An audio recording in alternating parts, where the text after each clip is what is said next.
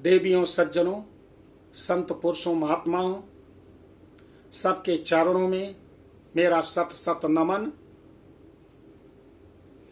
आज मैं आपके सम्मुख उपस्थित हुआ हूं आत्म परिचय 31 का दूसरा भाग लेकर कि रुद्राक्ष धारण करने से क्या क्या लाभ होते हैं, रुद्राक्ष क्यों धारण करना चाहिए, उसके विषय में आपको मैं बताने जा रहा हूं। आपको जैसा मैंने बताया कि रुद्राक्ष की उत्पत्ति कैसे हुई है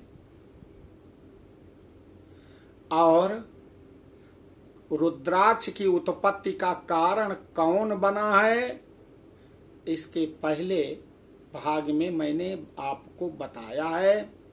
आगे बड़ी सुंदर कथा है, शिव महापुराण की कथा है, देवी भागवत महापुराण में है। बिहार में एक कीकट नामक क्षेत्र है।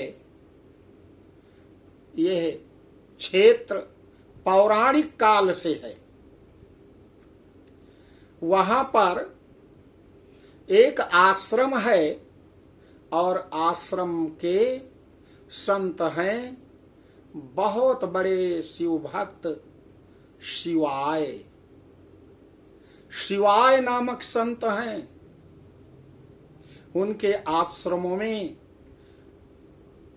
उन्होंने पूरे भारतवर्ष में अनेक आश्रम बनाए हैं और भारतीय धर्म, संस्कृति, पुराण की शिक्षा देते हैं अपने शिष्यों को। कीकट क्षेत्र में उनके आश्रम में उनके शिष्य अध्ययनरत हैं। उनका एक शिष्य है जिसका नाम है हठी। वो बड़ी सेवा करता है, लेकिन उसके अंदर एक जो दुर्गुण है, वो हठ भी बहुत करता है, जिद्दी है। जो मन में आता है वही करेगा, जो मन में नहीं आएगा नहीं करेगा। गुरु जी की सेवा बहुत करता है। आश्रम में लकड़ियों का बोझा ढोना, भिक्षा मांग कर ले आना, सारा मेहनत का कार्य वो करता है। लेकिन उससे ये ना कहो कि तुम बैठकर भगवान का ध्यान कर लो, पूजा पाठ कर लो। सबके लिए भोजन की व्यवस्था करता है, भोजन बनाता है, बर्तन मांजता है, बोझा ढोता है, गाय चराता है, दूध दूहता है और गाय के गोबर को ले जा करके उपले बनाता है, हवन की समिधा इकट्ठा करता है। लेकिन वो केवल भगवान के मंत्रों का जाप नहीं करता है, पूजा में नहीं बैठता है। गुरु शिवाय बहुत कहते हैं, बेटा तुम बैठो। कहा, गुरुदेव मैंने अपना काम कर दिया है, अब आप मुझे कुछ न कहो। कहा, बेटा मेरा एक और काम है, वो तुम कर दो। कहा, बताइए गुरुजी। कहा, जहां मैं शयन करता हूं वहां पर भगवान भोलेनाथ की रुद्राक्ष की माला है, उसे तुम ले आओ। ले आता है, गुरुदेव जाप करते हैं, जप करने के बाद फिर वो उनकी माला को ले जा करके रख देता है।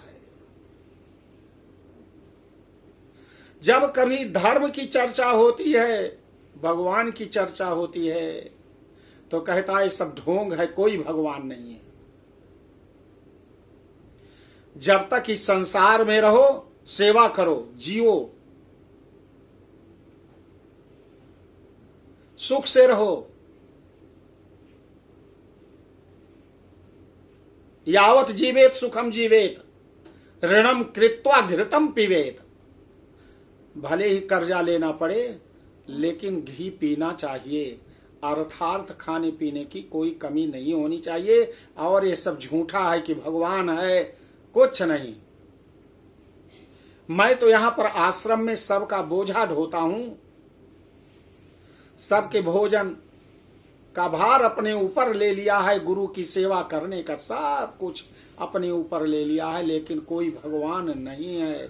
मैं नहीं मानता हूं इन चीजों को। बहुत से लोग आज भी इस प्रकार से अपना स्टेटमेंट देते हैं। ऐसे वो हठी है, गुरुजी हार गए। कहा बेटा वही एक सच्चिदानंद रूप है। ओम सच्चिदानंद रूपाय विश्वोत्पत्त्यादि हेतुए तापत्रय विनाशाय श्री कृष्णाय वयम नमः। कहते तुम इसका मंत्र का जप किया करो। ओम सच्चिदानंद रूपाय विश्वोत्पत्त्यादि हेतुए तापत्रय विनाशाय श्री कृष्णाय वयम नमः। कहता है गुरुजी मुझसे कुछ नहीं होगा। बड़ी सेवा किया। एक दिन विंध्याचल पर्वत पर लकड़ी काटने गया हुआ था, संविधा लेने के लिए सूखी लकड़ियों का।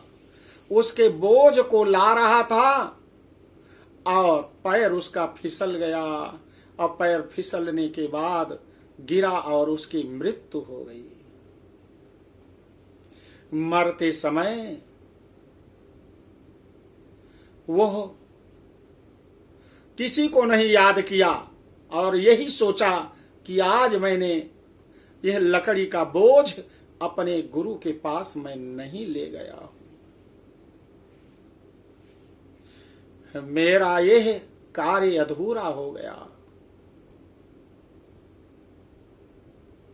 भगवान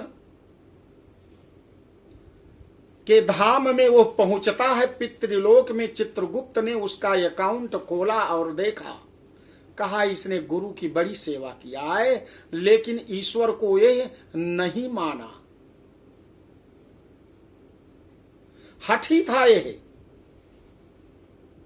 जैसे बाबा गोस्वामी तुलसीदास जी ने लिखा है कि मां नहीं मातु पिता नहीं देवा, संतन से करवा वही सेवा।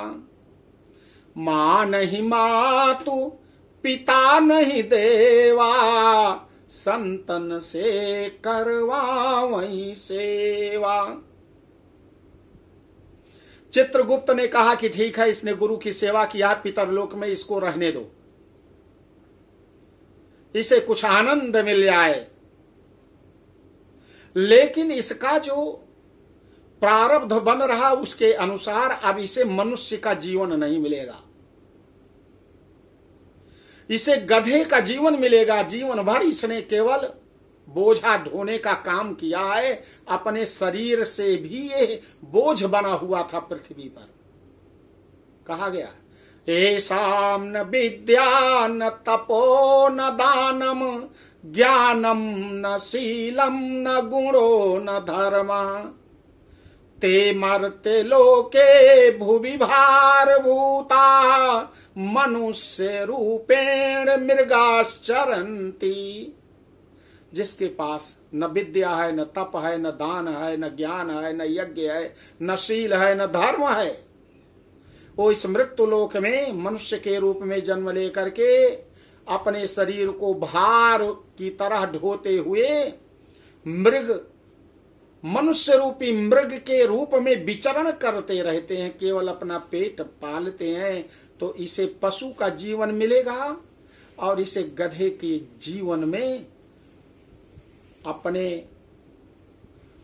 अनुसार धर्मराज ने आदेश दे दिया कि चित्रगुप्त इसका जीवन पृथ्वी पर ले जाओ पुनः। लेकिन गुरु की सेवा किया है, अब की इसके अनंतर इसको मोक्ष होना है। संयोगतः वो उसी कीकट देश में पुनः जा करके जन्म लिया गधे के रूप में। और जो उसका स्वामी है वह भी उसी आश्रम में जो उनके गुरु हैं केशव, आज शिवाय का नाम केशव हो गया है। उस आश्रम में शिवाय के शिष्य केशव बने हुए हैं। वहां पर विंध्याचल पर्वत पर उनका आश्रम बना हुआ है और रुद्राक्ष की माला वहां आश्रम में बनाई जाती है। रुद्राक्ष के पेड़ों से वो रुद्राक्ष का जो फल है, रुद्राक्ष के दाने हैं, उनको इकट्ठा करता है उसका मालिक और उसी गधे के ऊपर बोझा लाद कर आश्रम तक पहुंचाता है। रोज बहुत मेहनत कर रहा है। 1 साल बीत गया, 2 साल बीता, 10 साल बीता, 15 साल बीतने के बाद गधे का मालिक एक दिन उसके ऊपर रुद्राक्ष का वह बोझ, और वह गधा भी ऐसा है कि आज भी हठ करता है। जब कभी जरूरत पड़ती है तो वह नहीं जाता है, उठता ही नहीं। लेकिन आज उठा है। उसको जब मूड में होता है गधा तो बड़ा मेहनत, और नहीं तो एक दिन वो उठेगा ही नहीं। चाहे जितना उसको मारो, चाहे जितना पीटो, नहीं उठेगा। आज उठा है और कुछ खाता पीता भी नहीं था गधा, कमजोर हो गया है। आज कई दिनों के बाद उठा है। केशव ने कहा गधे के मालिक से कि जाओ, आज हमें भारतवर्ष में समस्त आश्रमों में ये रुद्राक्ष के जो दाने हैं इनको पहुंचाना है, तो सब आप वहां से ज्यादा आज यहां पर ले आओ। वह रुद्राक्ष के माले के बोझ को लेकर के आ रहा है। विंध्याचल पर्वत से ऊंचाई से नीचे प्रदेश को घाटी में उस गधे का पैर फिसल गया, और फिसलने के बाद गिर गया। रुद्राक्ष के दाने सब बिखर गए और वहीं उसका प्राणांत हो गया। अब वह गधा का स्वामी देखते ही देखते बहुत दुखी होता है। क्या करें, इतने में क्या देखा कि उस गधे के शरीर से एक ऐसी ज्योति निकली, और वह ज्योति धीरे धीरे एक महात्मा के रूप में परिवर्तित हो गई। भस्म त्रिपुंड धारण किए हुए, जटाजूट, त्रिशूल लिए हुए, डमरू लिए हुए, साक्षात शिव रूप में। इसके बाद शिवगण वहां पर आते हैं, अब बड़े सा सम्मान से उसे शिवलोक में ले जाते हैं। समस्त देवगणों ने कहा कभी इसने कुछ नहीं किया है। कहा देवगणों सुनो, शिवदूतों ने, इसने जीवन भर भगवान का रुद्राक्ष को ढोया है। अब यह रुद्रलोक का अधिकारी हो गया है। ये भगवान के शिवगणों में इसका प्रमुख स्थान हो गया है। अब ये ऐसा भगवान का भक्त हो गया है जिसको भृंगी के रूप में जाना जाएगा। भगवान के नंदी, श्रृंगी और भृंगी हैं। वो भृंगी के रूप में भगवान के शिवलोक में वहां पर जाकर के और बड़ा सुंदर भगवान के समीप स्थान पाया। बोलो भगवान भोलेनाथ की जय। तो महात्माओं, सज्जनों, देवियों, आपको मैंने यह कथा बताया, इसलिए रुद्राक्ष को गले में धारण करना चाहिए। और जो रुद्राक्ष गले में धारण करो उससे कभी जप नहीं करना चाहिए।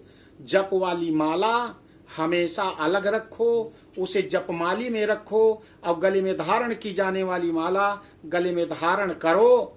और उसे नित्य क्रिया आदि में उतार करके रख दीजिए, फिर गंगा जल छिड़क करके उसको पहन लीजिए। पहनने मात्र से कोई दोष नहीं आएगा और भगवान शिव की कृपा बनी रहेगी। तो यह मेरा वीडियो लोगों तक ज्यादा से ज्यादा पहुंचाएं और उनसे निवेदन करो और कहो कि ये वीडियो के बाईं तरफ लाल रंग की पट्टी है, वहां पर लिखा होता है सब्सक्राइबर, उस पर उंगली रख दो, सब्सक्राइब हो जाएगा और जो नया वीडियो आएगा उसका नोटिफिकेशन चला जाएगा और तुरंत आपको देखने को मिल जाएगा, फिर भेजने की जरूरत नहीं है। बोलो भगवान भोलेनाथ की जय।